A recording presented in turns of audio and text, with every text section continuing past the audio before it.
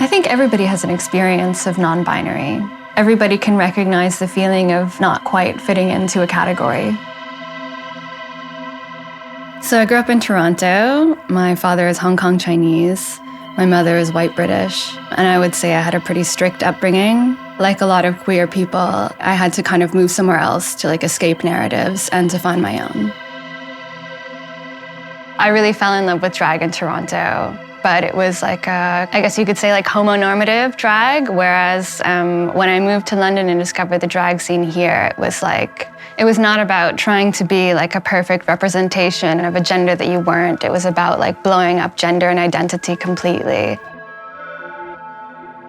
So the dream of the butterfly is a famous Taoist allegory. Chuang-Tzu, who is a kind of foundational philosopher of Taoism, has a dream that he's a butterfly. And when he wakes up, he's no longer sure if he is a butterfly dreaming he's a man or a man who is dreaming he was a butterfly. These kinds of stories, these allegories, these like philosophies, they help me to try to undo binaries that have to do with just being human. So not only gender, but thinking about like life and death and self and other, dreaming and waking. Taoism has really helped me to address like every binary and try to undo like every false dichotomy as I encounter it. A dream of wholeness in parts, I want to function very much like the dream of the butterfly.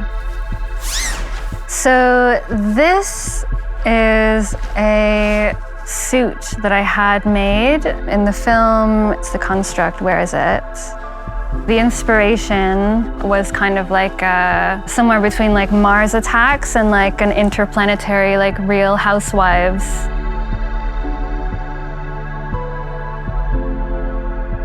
These are the shoes that I had made for the two sides of the construct. For me, like these like, you know, the rhinestones and the pearls are kind of like stars and planets and moons and stuff. And this hanging planet or like pearl that kind of like does these orbits like as you walk.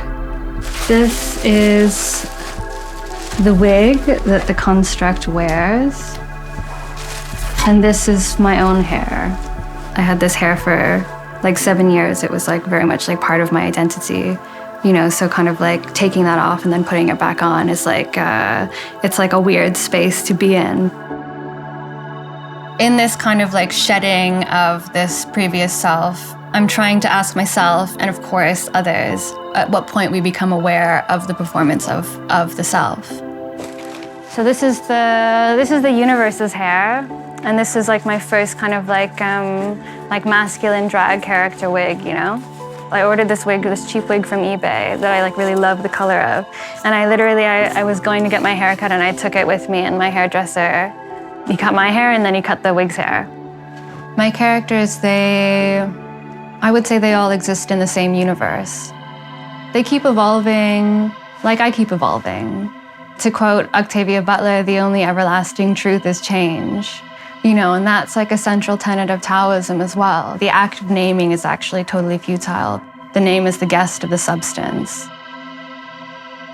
I remember doing a performance and coming back to my dressing area, and my wet wipe looked like it was looking back at me, like the character that I had just taken off was there on the wipe, and it was just looking back at me.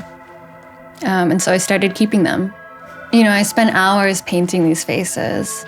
You know, the characters are always transforming and evolving, and these, you know, wet wipe works, they can archive the transformations.